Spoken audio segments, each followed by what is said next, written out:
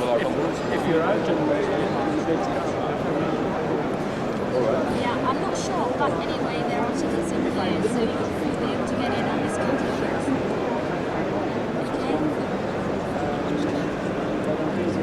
How much is the catalog?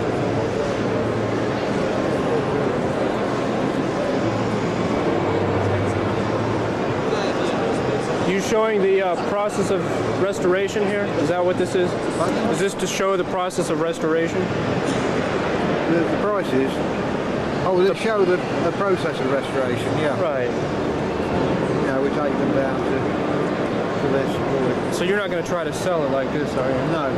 Okay. Well, if anybody wants to buy it. Oh, you would if they gave you enough money. Yeah. Now this is the same as this black one? No, that is a Dame de Dark.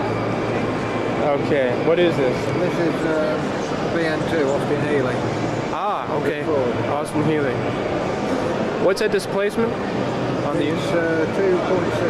2.6 liter? Yeah. It's not something you... They're used by the police in this country, in the home counties, every day. Uh-huh. California.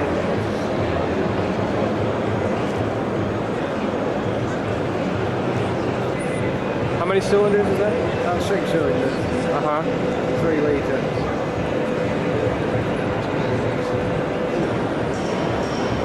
Now, is this one complete? This is complete. Completely drove it here. You drove it here? Yeah. And how much are you trying to sell that for? About 30,000. 30,000 pounds? Yeah. So that'd be like around over $50,000 US. Is that...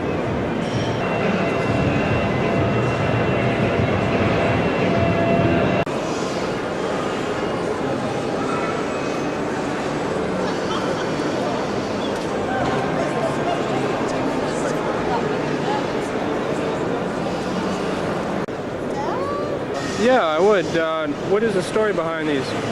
Well, are these designed as racing cars or rally? This was built in 1935 by the Squire car manufacturing company. Which is where? Well, it used to be in Henley-on-Thames, but they only built 7 cars because these were more expensive than Aston Martins in that day. I see. And after 7 cars, the company went bust through financial difficulty. Only 2 of them remain in the UK. The other 5, one of them was dismantled, so it was raced. 4 of them, 3 are in the States, 1 in New Zealand. And then in the 1980s, Phil Kennedy designed a modern replica version of it. Okay. Some of them had this body style, which is called the Skimpy, and some of them had that body style, which was done by Van den Pla. Right. Phil decided to do the Van den Pla bodywork, which is quite a good copy of it, actually. I see. And then 15 of these cars were built, 4 are in Japan, 11 in this country. And again, the company went bust through financial problems because they're expensive cars. And recently there's been another attempt by Rodney to produce this version of it, which is the latest one. Now, is that an all-new design, or is that again based on a 30s design? It's loosely based around the design of the Squire. I mean, there's some similarities between them, but it's basically a new design. Yes, effectively, yeah. I see. And have they actually completed any of those yet? Well, that's the very first one. The very first prototype. So you're trying to generate some interest in these? Well, that's right. Yeah. Well, hope it works out. This is a beautiful car. It certainly is, isn't it? Maybe now with the economy starting to turn up. Well, you don't know, do you? So yeah. Can but try. Yeah, well, very good.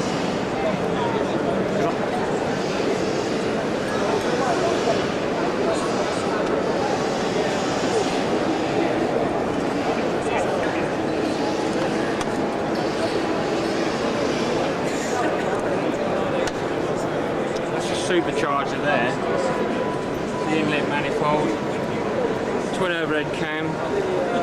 Now, why are those fins on the manifold? Oh, just for decorative effect. Just strictly decorative? Yeah. Okay. Because the engine is actually an Anzani engine, but everyone thought it was built by Adrian Squire because it's got an S badge. There, you see. They just stamped it on there? Yeah, that's right.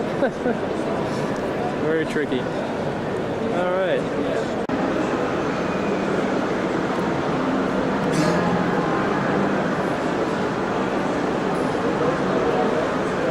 What are you supposed to be? We are representing the beefeaters. Beef eaters. Yes, yeomen of the guard.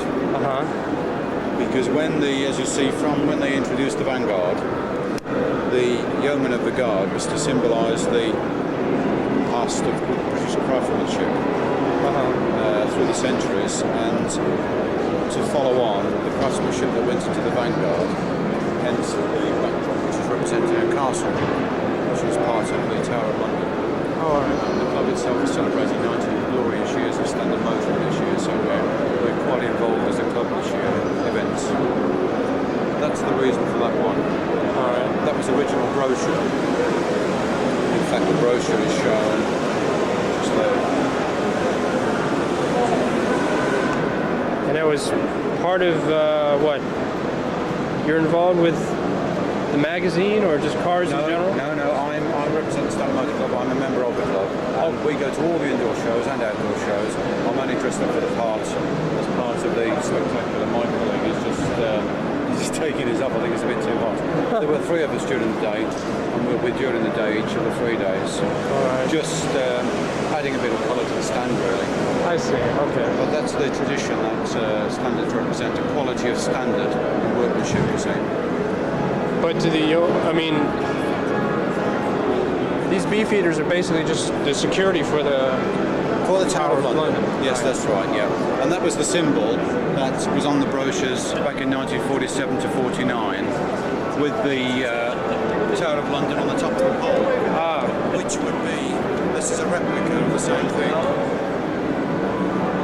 So they were, the car company, the Standard company was using... Standard Motor Company. Yeah. The Standard Motor Company was using the beefeaters as an advertising gimmick? It's a symbol of tradition. All right. Yes. A symbol of tradition. I mean, they've been making motor cars then for about 44 years. And what they were trying to show, and the reason the word standard was used, is it's a standard of quality by which other cars were to be judged. All right. They weren't going in for gimmicks or half-hearted things. They weren't using very thin metals. They were using traditional steel, quality steel. Okay. For longevity, long-lasting. So it was a theme on traditions. That explains it.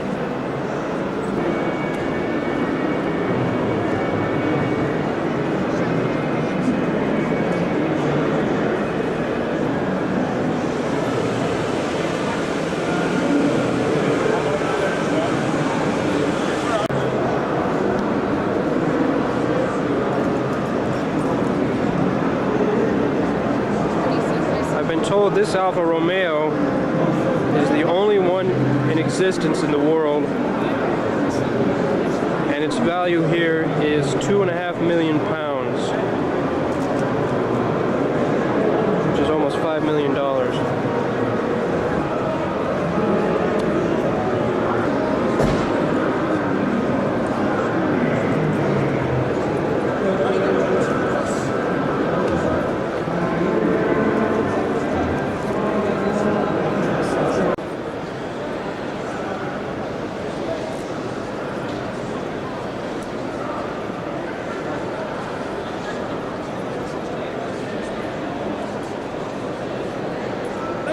What are you doing here? What is this, a Morris 1 million? Yeah, they were Morris thousands, but to commemorate the millionth production, they did a limited run of these lilac coloured ones, basically one for each dealer. Right. And it's like a club within a club, so you've got the Morris Minor Owners Club, and then you've got the Morris Minor Million Club within that. How many of these Morris Minor 1 million did they make?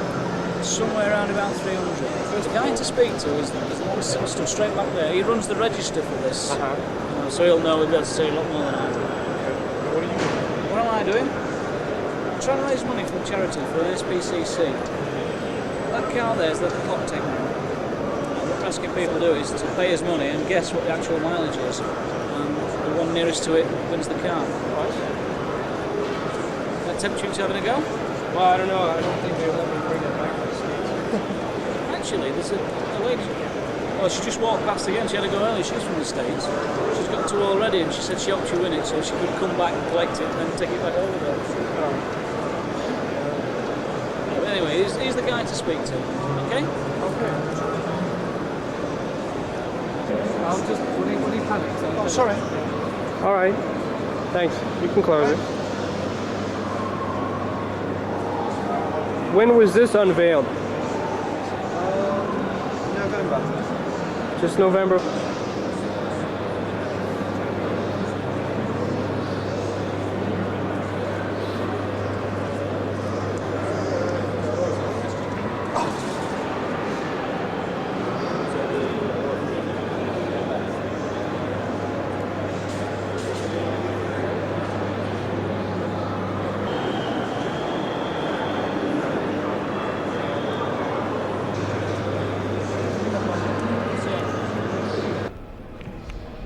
Alrighty, and you're Mr. Jack Bellinger? Yeah, that's right. And I heard you say you were used to be the manager at the MG plant? I still am the manager. I'm manufacturing manager for British Motor Heritage, who currently build the MGB body shells, midget body shells, TR6 body shells, and now, this current time, we're very much involved in the RV8 MG car for Rover Group.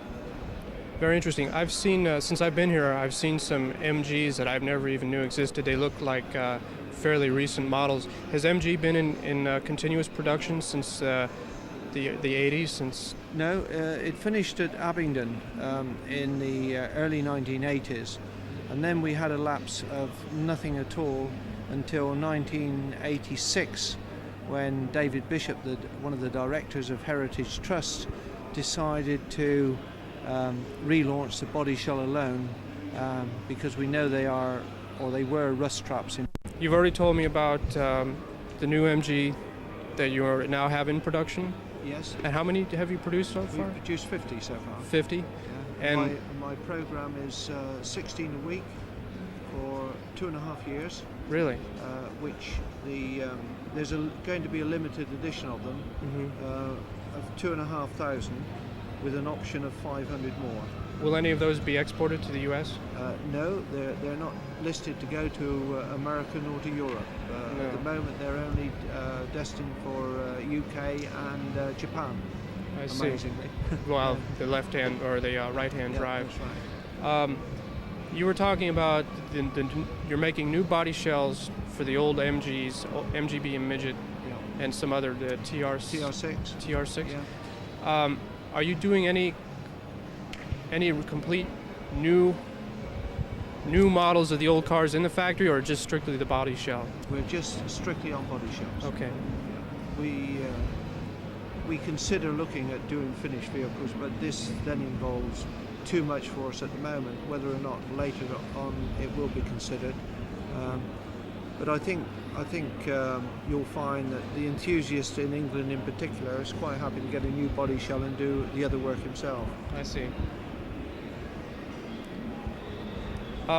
What are some of the other models that were produced in the early 80s? I think I saw one that was like a little two-seater with a 1.3 liter. Well, I think you'll find that most of the British car manufacturers, whether they're Vauxhall, Fords, all those sort, once they finish manufacturing in mass production of vehicles, they run so many spare parts for them, and then they decide to scrap everything. And this is why the MGB is a unique body shell. Rover, in their wisdom, kept all the tools and enabled us to rebuild the shell. So you, as far as MG, you were involved strictly with the MGB and the MG Midget back in those days? Oh no, I probably manufactured many body shells from all the Roots Group series, which was the Hillman, the Sunbeam, Austin, Morris, all those sort of cars of the, and of course Rover cars, because I used to work for the Presteel company in those days, and Presteel was an independent body build company, and they built body shells for all the British motor industry. Well, it's pretty exciting. People back in the States are excited too because we love the MGs and Yeah. we want to keep them running. Yeah. I'm trying to keep mine running as long as I can. Yeah, well, the body shells are available to anybody who wants them, and I'm sure Moss of America will only too willing to oblige you. Yeah. Well, I guess I got to get going, huh? Okay, thank you. Thanks a lot for the